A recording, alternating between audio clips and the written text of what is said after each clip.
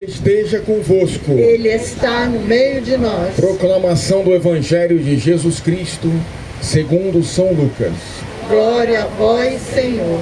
Naquele tempo, os publicanos e pecadores aproximaram-se de Jesus para o escutar. Os fariseus, porém, e os mestres da lei criticavam Jesus.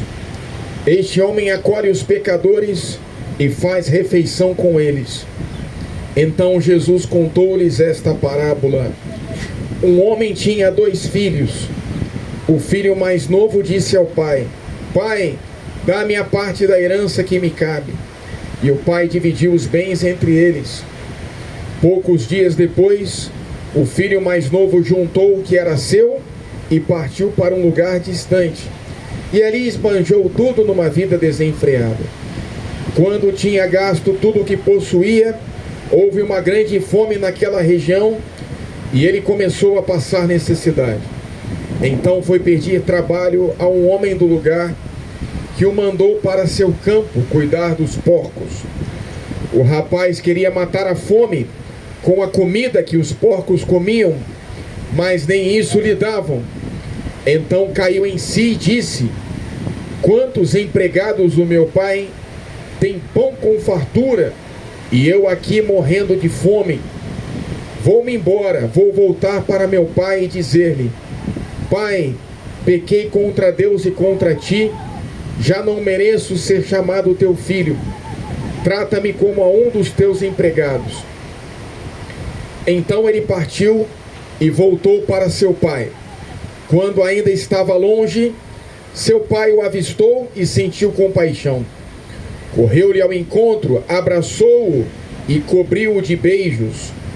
O filho então lhe disse: Pai, pequei contra Deus e contra ti, já não mereço ser chamado teu filho. Mas o pai disse aos empregados: Trazei depressa a melhor túnica para vestir meu filho, e colocai um anel no seu dedo e sandálias nos pés. Trazei um novilho gordo e matai-o. Vamos fazer um banquete, porque este meu filho estava morto e tornou a viver, estava perdido e foi encontrado. E começaram a festa. O filho mais velho estava no campo. Ao voltar, já perto de casa, ouviu música e barulho de dança. Então chamou um dos criados e perguntou o que estava acontecendo. O criado respondeu: É teu irmão que voltou. Teu pai matou o novilho gordo, porque o recuperou com saúde. Mas ele ficou com raiva e não queria entrar. O pai, saindo, insistia com ele. Ele, porém, respondeu ao pai: Eu trabalho para ti há tantos anos, jamais desobedeci a qualquer ordem tua, e tu nunca me destes um cabrito para eu festejar com meus filhos. Quando chegou esse teu filho, que esbanjou teus bens com prostitutas, matas para ele o novilho cevado. Então o pai lhe disse: Filho, tu estás sempre comigo, tudo que é meu é teu. Mas era preciso festejar e alegrar-nos, porque este teu irmão estava morto e tornou a viver, estava perdido e foi encontrado. Palavra da salvação. Glória a vós, Senhor. Podemos sentar só um instantinho, queridos irmãos e irmãs. A parábola do filho pródigo é uma das mais belas passagens dos 4 evangelhos e expressa o profundo amor e misericórdia de Deus por cada um de nós. Ela está inserida dentro das outras 3 parábolas. São 3 parábolas de misericórdia agrupadas: da moeda perdida, da ovelha perdida e também do filho pródigo. E a igreja nos apresenta essa passagem no tempo da Quaresma para que nós também façamos o nosso caminho de retorno à casa do Pai. O contexto da parábola é o seguinte: Jesus, ele está sentado à mesa com pecadores, com publicanos. Você já sabe que os publicanos eram os cobradores de impostos, que oprimiam o povo judeu, seus próprios irmãos, e ajudavam o Império Romano a oprimir no seu domínio os judeus. Então Jesus estava sentado à mesa com essas pessoas pecadoras, e os fariseus, doutores da lei, reclamavam: por que o Senhor senta com homens de má vida, pecadores? E aí Jesus vai contar a parábola do filho pródigo, que tem 3 perspectivas que representam o filho mais velho, representam os judeus, os fariseus que estão sempre diante de Deus, entre aspas, o filho mais novo, que é o filho pródigo, que representam os pecadores e os pagãos afastados, que o pai quer acolher, e a figura do pai é justamente a imagem de Jesus misericordioso, que nos revela o amor de Deus. Então, o filho mais novo, ele tinha direito a uma parte da herança, mas era menos do que o filho mais velho. O primogênito tem direito a 2/3 da herança, naquela cultura judaica.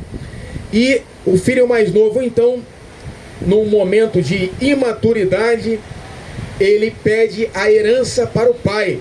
Isso significava dizer para o pai: para mim, o senhor está morto, me dá a minha herança, que eu quero sair e viver a vida, buscar a minha felicidade.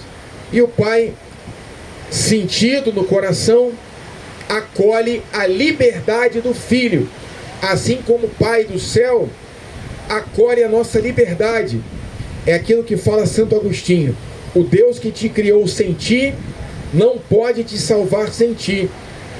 O Pai não vai nos obrigar, querido irmão, querida irmã, a estarmos junto dele, mas ele vai sempre nos convidar para estarmos com ele, porque o caminho com Deus é o caminho da felicidade, porque nós somos criaturas divinas, criados por Deus e para Deus. Mas nós temos a liberdade de experimentar o pecado, e foi o que aconteceu com o filho. Ele pega a herança e vai para um lugar distante. A distância representa justamente o afastamento de Deus, o afastamento da casa do Pai. E lá ele vive uma vida desregrada, esbanjando os seus bens. E tudo que acontece com a pessoa que esbanja os bens de uma forma desenfreada é que os bens acabam por se extinguir.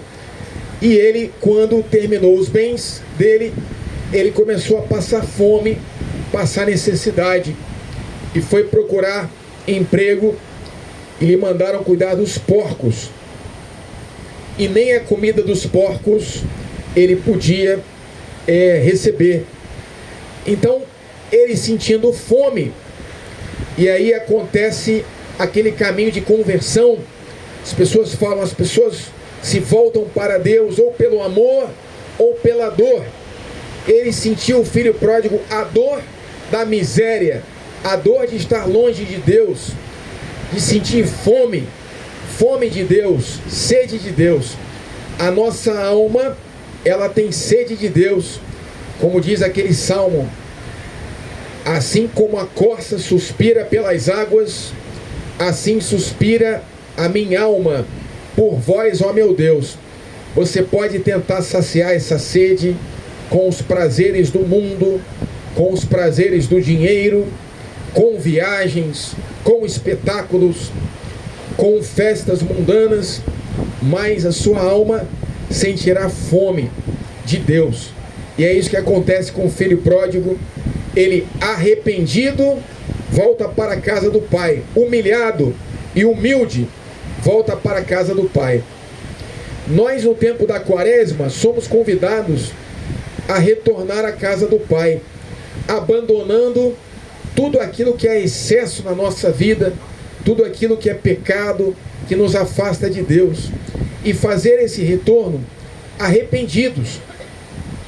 Esse retorno à casa do pai, ele é muito bonito, porque o pai, cheio de amor, já idoso, ele, quando vê o filho, ele corre na direção do filho, ele o cobre de beijos, coloca o manto que representa a dignidade, restaura a dignidade do filho.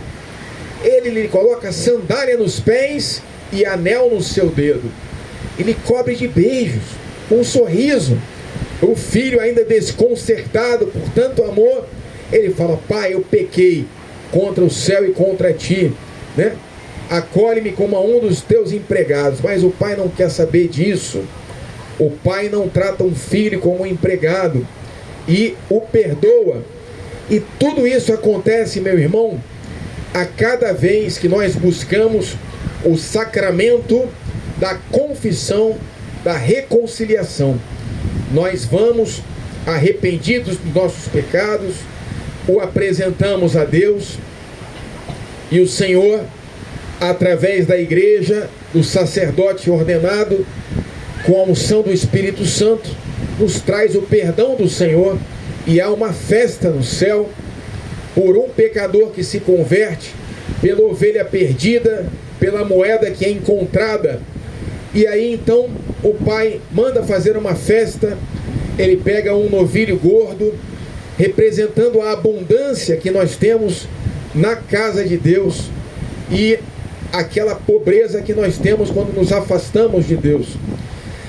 E aí nós temos então a perspectiva do filho pecador que não encontra felicidade no pecado e volta ao lugar, ao único lugar onde ele é realmente feliz, junto de Deus, do Pai.